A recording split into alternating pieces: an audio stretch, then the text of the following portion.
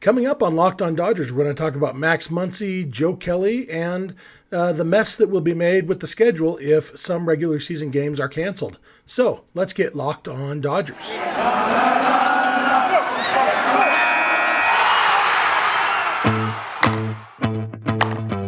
You are Locked On Dodgers, your daily Los Angeles Dodgers podcast. Part of the Locked On Podcast Network, your team every day.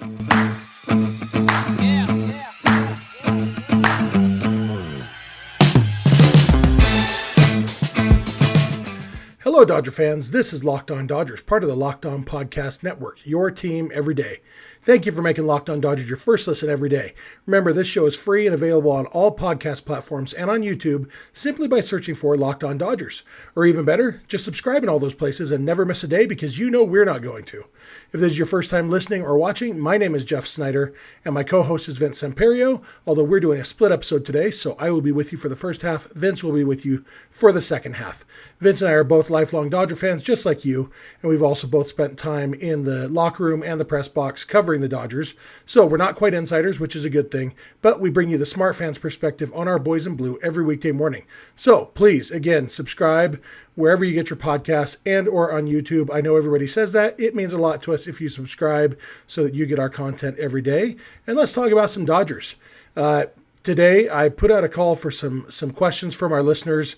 Always want to make sure we have things to talk about, but I want to make sure that we're talking about the things that are on the listeners' minds. And this time, things lined up pretty well. Stuff that we plan on talking about anyway, we got some questions about, and maybe one or two things that we didn't get questions about we'll cover. I'm just going to jump right in. Got a couple questions that are kind of related. Bison626 on Twitter asks, who starts at first base for us this season? And then our buddy Pat Dwyer at The Real PJ Dwyer, he says, thoughts on Max Muncy? I saw a report recently that things are going well and that he'll be swinging a bat soon. Those two statements seem to be at odds with each other. I lump these together because Max Muncy is definitely, if the season started, if the season started today, Max Muncy wouldn't be the first baseman because he's not swinging a bat yet. But if the season started on time, we would expect Max Muncy to probably be the first baseman. A lot can happen once the lockout ends, specifically regarding Freddie Freeman. I really, really believe there's a pretty good chance the Dodgers sign Freddie Freeman. If that's the case, Freddie Freeman will be the Dodgers starting first baseman. That's kind of what I'm hoping for at this point. I've been on the Freeman train since the regular season, long before a lot of people realized there was a possibility. I've wanted Freddie Freeman for a long time. I love Freddie Freeman as a player, as a person. Everything about Freddie Freeman as a Dodger makes me happy when I think about it. So that's what I want. As for Max Muncy, Pat's question about whether those are conflicting statements, him saying he's doing well and that he'll be swinging a bat soon. I get what Pat's asking. I don't necessarily think those are conflicting statements. Just considering where we are in the calendar. It's February 24th. It's been, 4.5 months, I think, since pushing 5 months since Muncy hurt his elbow. And we found out earlier this offseason that it sounds like it was actually a torn UCL. Muncy said that. I don't know if he was just throwing that out. Don't know if it was a full tear. It's not his throwing arm, and so there's no need to do Tommy John surgery on it necessarily. And it was interesting that we found out much later. He just casually mentioned, torn UCL takes a while to heal. And so it takes longer. I think we're used to, when we're talking about torn UCLs, we're used to thinking about pitchers and Tommy John surgery, and it takes, a year at least, usually more like 15 months for a pitcher to come back. But that's to come back to throwing 100 miles an hour and all that stuff being built up to pitch in a game. Dustin May is already throwing, and, he had his Tommy John surgery, 8 months ago, maybe. But it's different for a position player, especially when the injury is not to the throwing arm. Corey Seager missed time with Tommy John surgery several years ago and missed basically a whole season. I guess that was 2018. But that was his throwing arm. And so I don't know the mechanics. When I think about The fact that Muncie throws right-handed and bats left-handed makes this an interesting situation, just because, it's not his throwing arm, and it's also not his, I feel like a lot of the power comes from, I feel like there's more strain for a left-handed hitter. If you're watching on YouTube, I'm kind of mimicking emotion, trying to feel it. But I feel like when you are swinging a bat, it's your bottom hand that gets more work on the elbow. The top hand is more for control. And so it might be a quicker recovery for Muncie, or a quicker time back to hitting, because it is his top hand when he's hitting and not his throwing arm. Might be the best case scenario if you're going to tear your UCL. I don't know if that's totally right, but it makes sense to me just when I'm feeling it, thinking about it physiologically. And because of that, what Pat's asking is, can things really be going well if he's not even swinging yet? That gets into another thing about who Max Muncy is. And I think maybe we're thinking about Cody Bellinger. Bellinger had his shoulder injury after 2020, in the postseason, had surgery after the season, and was not really ready for spring training last year, and never got on track. I was just getting on track, and then broke his leg, and just injury after injury. But the off-season shoulder surgery impacted Bellinger's spring training, and so maybe that's in Pat's head. I don't claim to know what Pat's thinking, but if we're thinking about Bellinger, the couple big differences between the Muncie situation and the Bellinger situation. One is it is his elbow and not his shoulder, and Bellinger, it was his front shoulder, his bottom hand shoulder. And so there's a lot of, shoulders are tricky things.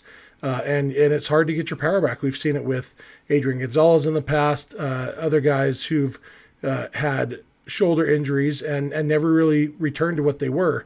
So it wasn't surprising that Bellinger took longer. The other big difference between Muncie and Bellinger is Muncie's swing is simpler than Bellinger's, simply by virtue of the fact that Muncie's 5 or 6 inches shorter than Bellinger. He's more compact. He's squat is a nice way of putting it, I guess. He's kind of built like one of those rock trolls on Frozen. But his swing is more direct, more simple. There's not as many moving parts. Same number of moving parts, but they don't move as much, I guess you should say. And so Muncie's swing, I feel like once he is swinging, it's going to take him less time to be swinging well than it might take a guy like Bellinger, who has more moving parts or bigger moving parts and kind of a history of tinkering with his swing anyway, not being comfortable in the batter's box. Muncie's swing doesn't really change. He figured it out before he came to the Dodgers, or when he came to the Dodgers, and he's basically been the same guy ever since. And so I'm optimistic that once Muncie starts swinging, he'll get ready pretty quick. And so, maybe the delay in spring training is helping him. Obviously, if they come to an agreement this weekend, like I hope they do, spring training starts next week. And so maybe Muncie's not even ready to start spring training. But I would hope that 2 or 3 weeks of spring training would be enough for him and he can be ready to go opening day. So that's my answer on Muncie. And my answer on who's playing first base is either Muncie or Freddie Freeman, probably. Maybe Edwin Rios. I don't know. I guess we'll see. I'm going to come back in a minute. I'm going to talk a little bit about the schedule and the mess that it will be if any regular season games are canceled. Thank you for making Locked On Dodgers your first listen every day, and please keep it Locked On Dodgers. Let's talk about Built Bar for a minute. You know how much I love Built Bar. If you've ever watched this or listened to it before, you know I love Built Bar. If you haven't, I'll tell you why I love it. Because it's delicious and it's healthy. That's basically all there is to it. It tastes as good as a candy bar, if not better. And every Built Bar is covered in chocolate, but it still manages to be low calorie, low sugar, low carb, high protein, high fiber. All the good lows, all the good highs. They also make Built Bar Puffs that are like chocolate-covered marshmallows. They're delicious. They're also all the same goods and bads. Low calorie, low sugar, low carb, high protein, high fiber. Everything you want, none of the stuff you don't. They focus on flavor first, and then they make it healthy, and they do a great job at both. So go to Built.com and use promo code LOCKED15, and you will get 15% off your order. That's, again, promo code LOCKED15 for 15% off at Built.com. All right, we're back. I want to thank you again for making Locked On Dodgers your first listen every day. I also want to tell you a little bit about Locked On MLB Prospects. Host Lindsey Crosby is a prospect encyclopedia, and he's going deep on the MLB stars of tomorrow. It's free and available wherever you get podcasts. I want to talk a little bit about the schedule. There was a word came down the other day that if they don't, Vince and I talked yesterday about a deadline is a deadline. Thanks, Commissioner.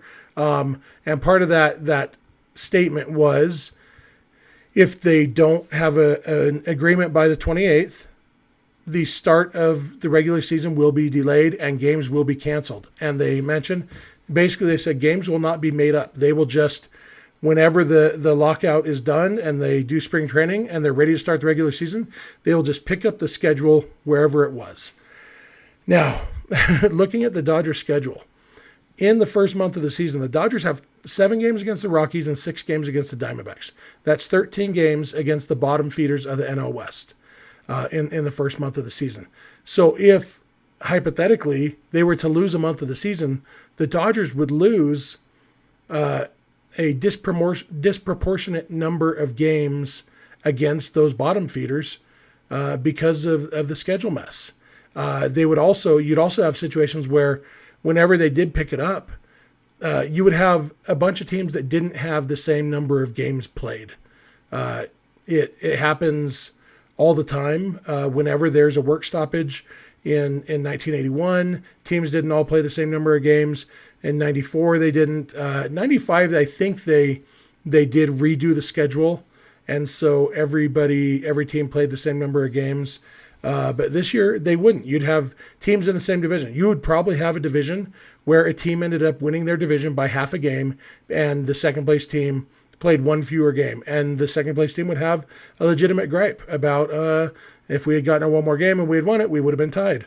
And so there's got to be a lot of ugliness like that, and it's frustrating. And just look at it specifically for the Dodgers, they like I said, the 13 games against the D-backs and the Giants. They also have a series against the Reds in that first month, who the Reds might be bottom feeder-ish. They've traded some guys, and they might be hopefully trading some more to the Dodgers this year. I think there's a series against the Twins in that opening month that could be, the Dodgers had a pretty easy April schedule. Have a pretty easy April schedule. I'm not going to give up on it quite yet, but it would stack the deck a little bit against them. I'm not too concerned about it. I do think the Dodgers are the best team in the division. We're actually going to spend some time in the next couple weeks talking about how the Dodgers stack up with the rest of the division at each position. We're going to spend time on several different episodes covering the division at a certain position, and then we'll wrap it all up with division previews in a few weeks. I do think the Dodgers are the best team in the division, and even with the deck stacked against them like that a little bit, I think they'll be fine. But it would be nice to have that soft April schedule and jump out to an 8-game lead in April or something. Maybe it wouldn't be 8 games. Who knows if the Padres are going to show up this year, and the Giants, who knows how much of a fluke they were last year. But just looking at the Dodgers schedule, it's a little bit frustrating. It's going to be frustrating no matter what if we lose regular season games, but it's going to be really, really frustrating for me simply because there are those, no game is easy. Every game you're playing another major league team, but some of the softer parts of the schedule are at risk for the Dodgers, and that kind of sucks. And that's the nature of the beast when you're dealing with a work stoppage, because you can't have all the teams playing all the other same teams at the same time, because that's not how schedules work. You don't have time turners like Hermione Granger in Harry Potter and the Prisoner of Azkaban, you know what I mean? So that's how it works. It doesn't make it fair or unfair. It just is a thing. Hopefully the players and the owners will come to an agreement this weekend, and we won't have to deal with that. That's about all I have for today. Vince is going to come along in a minute. I know he's going to talk about Joe Kelly, some stuff that Joe Kelly had to say. He'll probably answer another question or two that we had from our listeners. So Thank you again for making Locked On Dodgers your first listen every day. If you haven't subscribed yet, especially on YouTube, we're really trying to get to 1,000 subscribers. We're at about 821 right now, I think, as I'm recording this. And the 1,000 subscribers is kind of a magical number on YouTube. And so it's really, really important to us to get to that number. If you haven't subscribed yet, please do. And obviously check us out every day because we are here every single weekday morning. Next month, it'll be 3 years that we've been doing Locked On Dodgers, and we have never missed an episode. We've done at least 5 episodes every week for 35 months so far. And we love doing it. So thank you for making Locked On Dodgers your first listen every day. And Vince will be along in a minute. Football season might be over and baseball season has yet to start, but basketball season is full steam ahead for both pro and college hoops. We got a big tournament and playoffs coming up for both of those leagues. And for all the latest odds, totals, play performance, props to anything else you need betting-wise, BetOnline.net has got you covered. They're the number one spot for all your sports betting needs and the best spot for all your sports scores, podcasts, and news this season. It's not just basketball. BetOnline.net is your source for hockey, boxing, and UFC odds, right to any other sports going on that you can think of that you would want to bet on. BetOnline.net has you covered. So head to the website today, betonline.net, on your laptop or mobile device, and learn about all the trends and action going on for this season for 2022. Check it all out.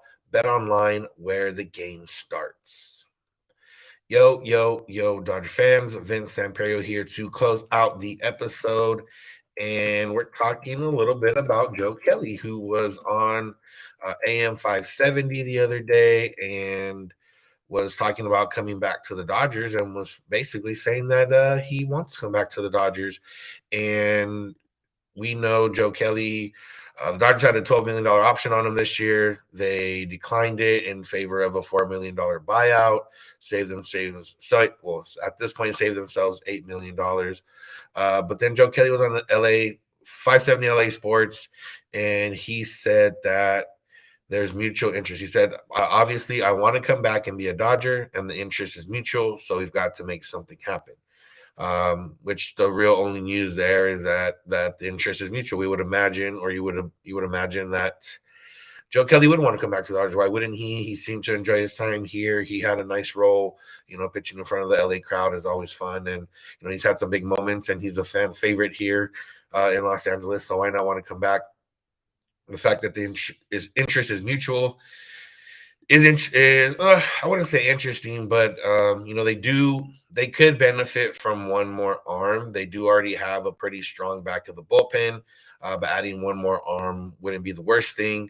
You got a couple guys that are like more fringe guys, or you got, you're banking on Alex Vesia, Phil Bickford to replicate what they've done before. With Joe Kelly, obviously it's always going to be a mixed bag, but ever since he got healthy, after we found out that he needed surgery and didn't really have full control of his arm for 1 year, he was pretty solid for the Dodgers last year. And, gives them somebody that you kind of know what you're going to get for the most part, assuming he's healthy. And if he is healthy, he did come out of his last game and, didn't come back. And, we weren't sure exactly what happened. He has had some interesting, injuries in the past, but if he's healthy and ready to go, I would assume the Dodgers would be down to sign him. I would think it would have to be less than $8 million, because then they could have just accepted the option earlier in the year. But yeah, with Kelly Jansen, I don't think he's going to come back. Corey Knebel already left. Jimmy Nelson won't be back, and they do have a kind of a need for another right arm. And Joe Kelly can be that guy. So hopefully, I wouldn't mind. If you would ask me after year 1, Joe Kelly's done after year 3. If you would ask me after year 2, Joe Kelly's probably still done after year 3. And now you're asking me after year 3, and I want Joe Kelly back. So we'll see what happens there. The other thing that Joe Kelly talked about in that interview, he talked a little bit about the video breakdown of the at-bat between him and Carlos Correa after he struck him out, and he made the little face that we all know and love. And then he said that the John Boy breakdown of it, he said he got 99% of it right for sure. He's like, I've seen it. I've seen most of the stuff people show me. He probably only missed maybe 3 words. Honestly, he got everything pretty spot on. It's almost like he called me and did an interview. He was really good. It was pretty spot on. So if you want to watch that and see what he's talking about, just look for John Boy. I'm pretty sure it's on his YouTube or maybe on his Twitter. We'd have to do a little more digging on Twitter. But yeah, John Boy does those breakdowns where he kind of reads lips and uses the different angles to try to find out what people are saying in situations. And apparently Joe Kelly said it was right. So that's what we got there. We did have a few questions left from listeners. I'm going to take 2 of them, which are very similar, and it's going to be one from our pal Kevin at Blue Goon 82. He says, if Clayton Kershaw shocks us all and retires, who do they pivot towards to help the rotation? He mentions Carlos Rodon, Yusei Kikuchi, or another option C. And then Zach at ZKD15_ says, who do we target to fill out the last couple of spots of the rotation? So Kevin used the right word, because if Kershaw doesn't come back, it would be a shock, just based on the fact of what he said in an interview a few weeks ago when, he wanted the lockout to be over and be able to get back to spring training, and he made it seem like he was going to play in 2022. It's not a guarantee that it's going to be with the Dodgers, but I don't know, just the way everything has shaken out. I think if Kershaw does come back, he's playing with the Dodgers, and it seems all but a formality at this point. But that could be me reading too much into certain things. But yeah, if Kershaw shocks us all, and the Dodgers already kind of need some help in the rotation. We've talked about a handful of guys so far this offseason. We talked about Carlos Rodon, who Kevin mentioned. We talked about Yusei Kikuchi, who he also mentioned. We've talked about Zach Greinke. We've talked about I think that might be it, but there's not a lot of guys that are going to help the top of your rotation. As we talked about, there's going to be a lot of guys that help, or I guess help the bottom of your rotation, if that's what you want to call it. But yeah, Carlos Rodon is the one. He's 29 years old. Obviously, he had a really good year last year before the injury. You would imagine that he would be able to replicate that success, or at least be able to replicate the stuff, and the Dodgers could help replicate the success. He'd be a guy. I'm not sure. Some of the big names didn't really get big money this offseason in terms of starting pitching, not crazy amounts of money. I mean, Robbie Ray came off of Cy Young. He signed the 5-year deal with the Mariners, but it wasn't for a crazy amount of money. You had Marcus Stroman, signed a pretty decent deal, nothing that's going to break the bank for the Dodgers. Even Kevin Gausman signed a deal that didn't break the bank, other than Max Scherzer, who signed a crazy deal. Everybody else kind of signed not wild deals, nothing that would put it out of the Dodgers price range. So Carlos Rodon would fit in that role. I'd imagine he'd get 15 to 20 mil a year, maybe a little bit less than some of those other guys on the higher end got 20 mil. He might get 15 to 18 mil a year. And it's just a matter of what we know what the Dodgers want. It's just a matter of what Rodon wants. Does he want a 1-year deal to rebuild his value and try to get big money? Does he want a long-term deal if he can get it, but maybe for a little bit less money than he would get? Does he want, maybe a 1-in-1 deal where, it could benefit him to sign for a year, have a good year, and then hit free agency? Or if he doesn't have a good year, he has another year guaranteed. It's just a matter of that. I do like Carlos Rodon. I do think he can help the Dodgers for sure. If you're taking Kershaw out of the equation, then obviously the next one after that, you go pretty far down, and you go down to Zach Greinke. And, we've talked about Zach Greinke. If he's your number 5 starter, then it's not too bad. But if he's your number 4 starter, you're starting to push it. Right now, as it sits, it will be Walker Buehler and Julio Diaz. And then, you can slot Andrew Heaney into that 3rd spot if you want. You could slot Tony Gonsolin into that 3rd spot if you want. You could slot, anybody, I guess, really. And if you had to slot Zach Greinke into that spot, I guess it could be worse. But it also, Greinke is a guy where he's a veteran. You're getting him because he's going to give you 5-6 innings every time out. He's going to pitch every 5th day, and he's going to be, keep you in the ball game. He might not, he'll have games where he goes 6-7 innings and no runs, and he'll have games where he goes, 4 or 5 innings and gives up 4 or 5 runs. And it's just, that's the mixed bag you're going to get. But at the end of the day, or at the end of the season, you're going to get 150 to 200 innings from Zach Greinke with around an ERA, probably a 4 or 4 or 5. So he's going to keep you in games, and that's all you can really ask for from the back end of the rotation. But it just depends where you're at. You say Kikuchi's, we talked about him. He's an interesting one. He had a really good first half last year, was an all-star, and then kind of fell apart in the second half. And he's a guy who has the stuff. He's 31 years old, not too old. He has the stuff. I'm sure the Dodgers will be able to, unlock a couple of things here and there just based on what they've done before with sequencing and pitch selection and stuff like that. So, he's a guy that they could maybe get on a little bit of a lower end deal and could surprise you. And especially not having to be an ace, being the third, fourth guy in a rotation, that I don't know if he felt any pressure in Seattle, but he wouldn't have that pressure here.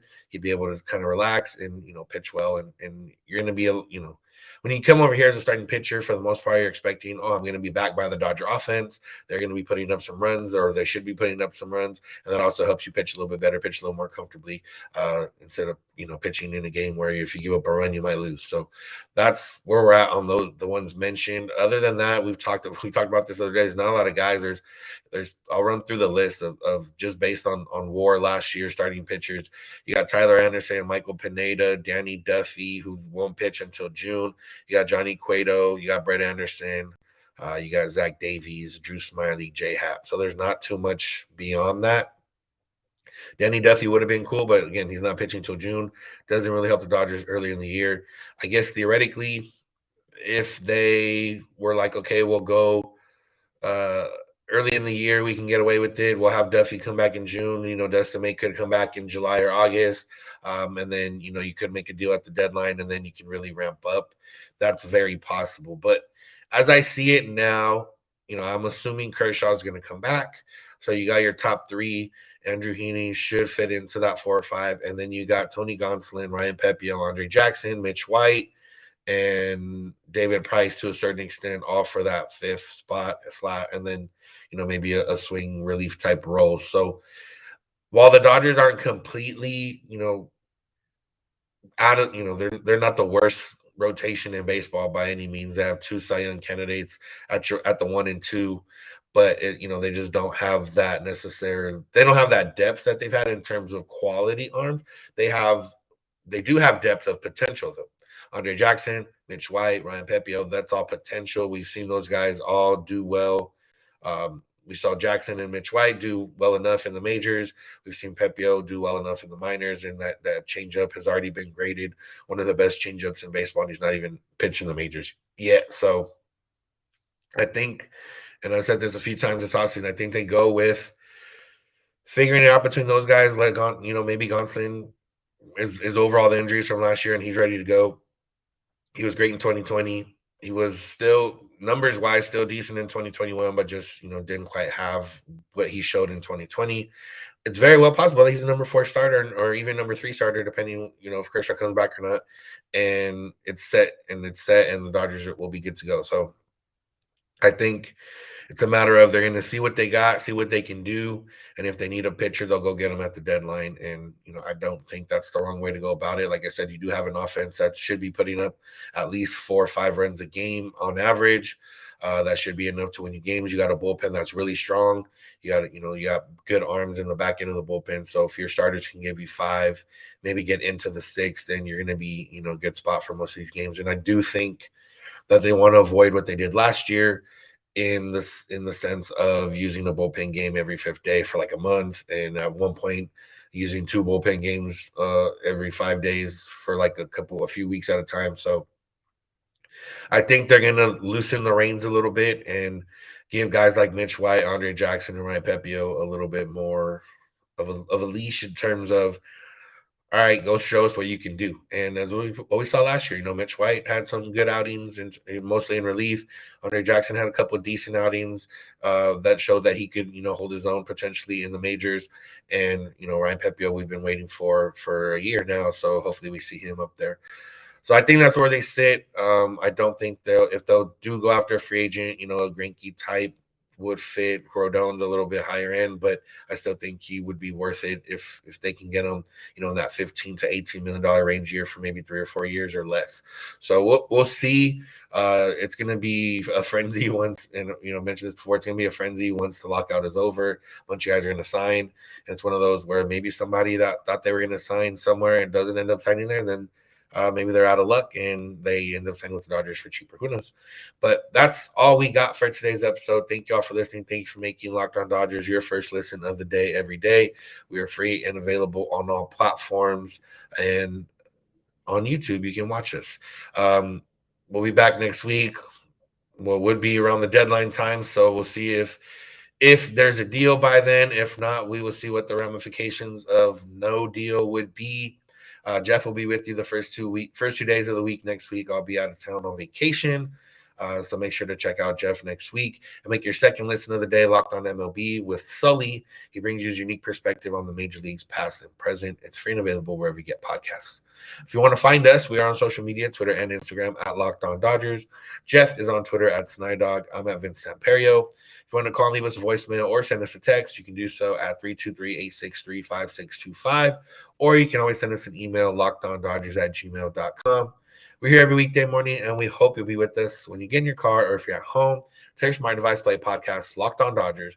And remember, you don't have to agree. You just have to listen. Have a good one.